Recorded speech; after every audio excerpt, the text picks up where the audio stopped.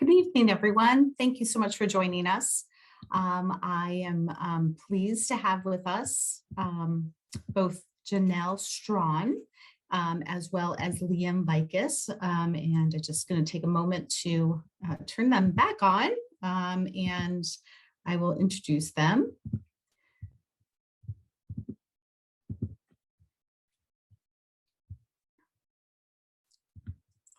Janel Strachan was born in Bronx, New York to Jamaican parents. She auditioned for and attended the Celia Cruz Bronze High School of Music in Kingsbridge neighborhood in high school. Janel transitioned from playing the piano to playing the violin. While attending University at Albany, Janel was involved in orchestra and chamber music ensembles. Aside from music, Janel is also an accomplished dancer. She is part of a Kismet dance crew that's opened up for ABDC and has gone on to win many dance competitions. Janel currently lives in Westchester County. She performs at different live events and teaches violin lessons on the weekend. She works full-time from home in advertising in her spare time. She loves choreographing and attending dance classes to keep active. Viatkus is a Purple Gold Ambassador who is a sophomore and majoring in public policy. He is a percussionist, electronic music producer, and classical musical enthusiast. He has performed at many public events, including several guest performances with the Emmy-nominated Miles Mancuso Band. Welcome, Janel and Liam. We look forward to your discussion this evening. Thank you. Thank you so much for your introduction, Ms. Morrison. Janel, it's so great to have you here with us tonight. Yeah, so great, I want to great get started. Sorry about that. Can you tell me a little bit more about your career in both advertising and music? Yeah, so I guess to start from the beginning, at UAlbany, I majored in human biology and I minored in music. Don't do anything biology related now, but after I graduated, I worked at a youth outreach center. I moved to LA and kind of started working in sales, and then moved to Houston and started working in advertising with an agency. Started working with different clients, then came back to New York and kind of started to do that. With music, I've played the piano since I was 7 years old, and I had to, I wanted to audition for a music high school, something other than all of my other friends wanted to go to certain high schools, but I wanted to, keep doing music.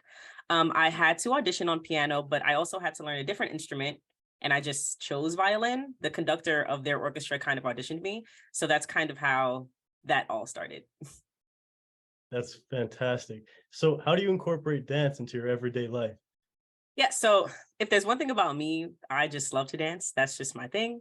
It wasn't always the case. I was a late learner when it came to dancing. I learned how to dance from a video game back in high school. And then I went to UAlbany and I wanted to find something else to do on campus besides studying science and being in orchestra. I was like, well, there's more out here.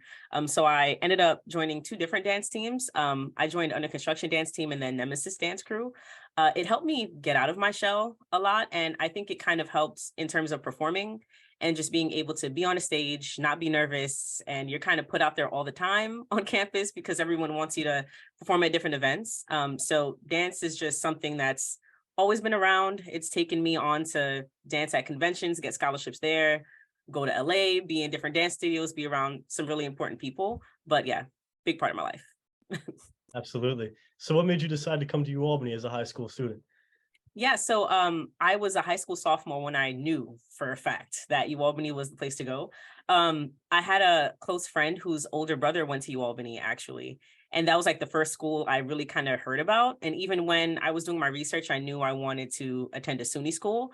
And Albany wasn't too far, wasn't too close, had everything I wanted. I'd go to college fairs and see who has an orchestra, like who has this, what does the campus look like? And Albany kind of fit everything that I wanted. So I knew ever since I was a sophomore.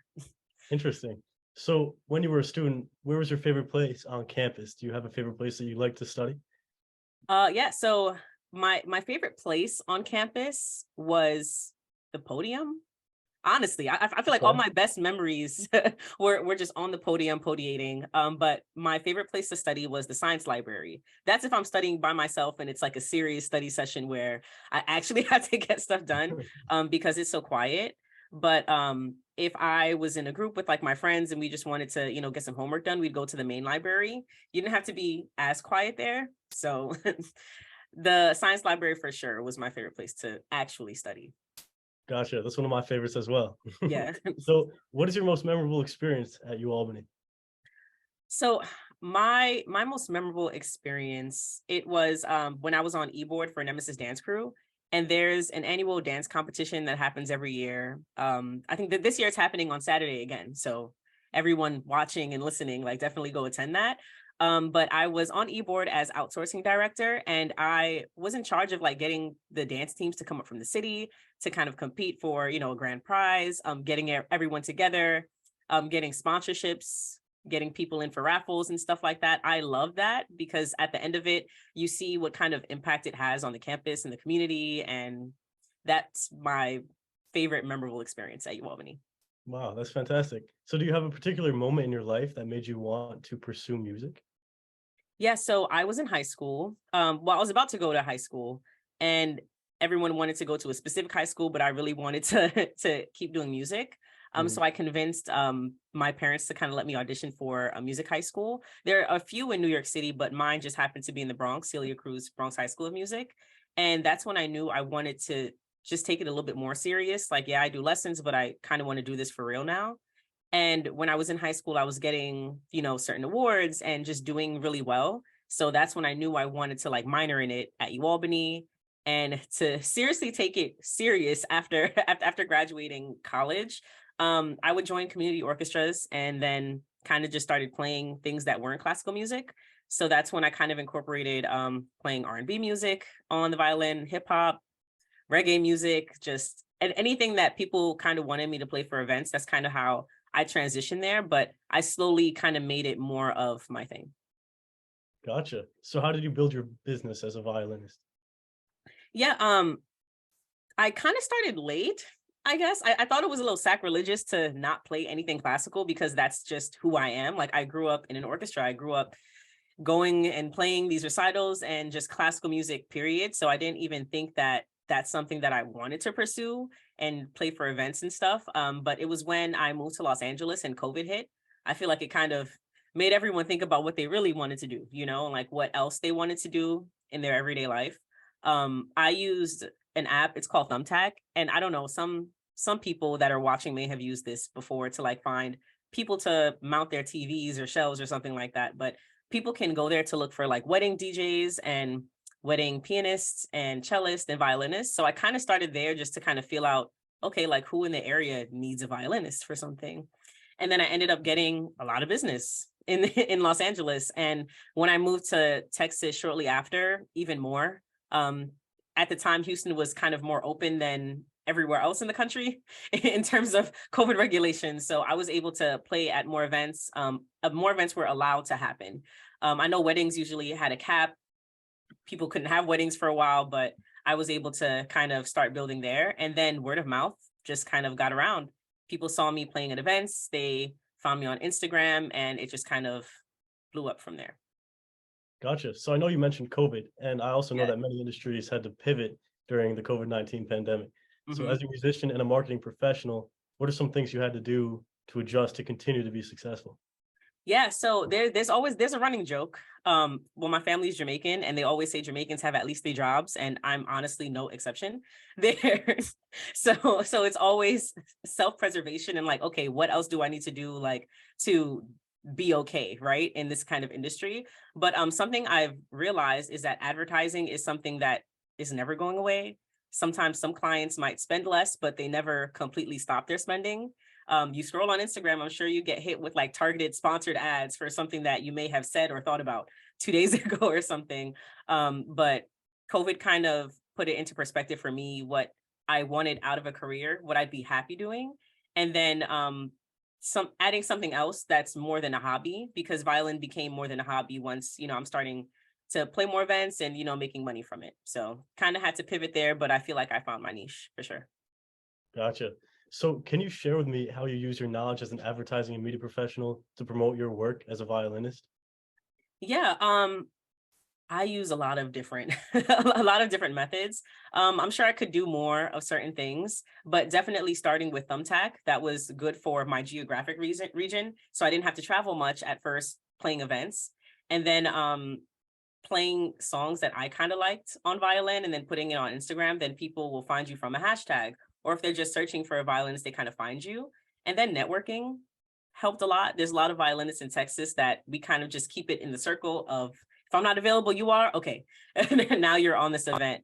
But definitely advertising helped me kind of put myself out there more, even in terms of just how to talk as a micro influencer. And I'm usually speaking to influencers every day. My industry is advertising, but to be a little bit more specific, it's audio focused. So I build podcast, radio, and streaming plans for clients. So audio is just kind of everything to me, I guess. But yeah, that's how I've kind of incorporated it into music. Nice. And I wanted to ask you, do you have a musical inspiration? Like a person, like an artist? Yeah, like a favorite violinist or anything like that? So I'll give you a few Okay. to name a few. My favorite classical violinist is Hilary Hahn, female. She's amazing. And ever since I started learning violin, I've always watched her videos and things that I've wanted to play in the past. Like, I'm like, well, if she can play it, I can too, right? Things that aren't classical, like who I look up to in terms of like R&B and who's playing weddings now. To name a few, I think they're honestly all in Houston. One, his name is Demola, the violinist on Instagram. Another one, Dominique Haymans. They're big. They kind of do their own thing with music. Marian Dubose, Jamie Perry, like anyone that you've probably seen go viral who looks like me, I'm definitely a fan. So they are all my favorites collectively, aside from classical, but I'm sure that we all can play classical because there's no other way to start learning violin. So Nice. And to pivot off that previous question, if you had the opportunity to perform with a well-known musician, past or present, who would it be? Okay. I think it would be Ariana Grande. She's not my favorite artist. She's one of the few that I listen to a lot, but she incorporates strings into her music so much that it's not far off that she'll probably need a violinist one day. So definitely want to do that. Want to be on stage, want to be on an album, Grammy award-winning album. That's kind of the next step for me. Gotcha. And now for a more relaxed question, what do you do to reduce stress? So many things.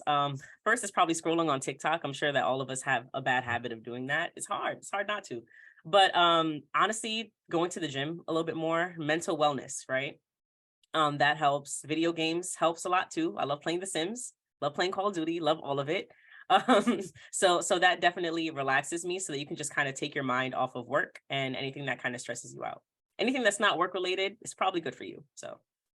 Gotcha. And what is one thing students should be certain to do before they graduate? Before they graduate UAlbany? Yes. Whew. Oh man, there's so many things though.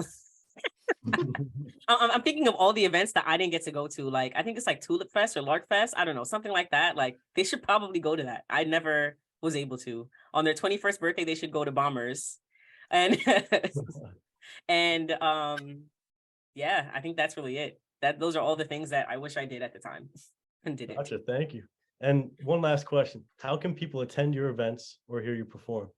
Yeah, follow me on Instagram. Everything will get posted there. If I'm doing anything very important that I want people to support me at, I'll probably be posting it. So keep up with me there for sure. All right, Janel. Well, it was such a pleasure chatting with you and getting to know a little bit more about your career. Thank you so much for joining us tonight. Thanks, Liam. And Janelle, I have a couple follow-up questions. Personally, it seemed like during COVID, you actually changed cities. Oh, yes.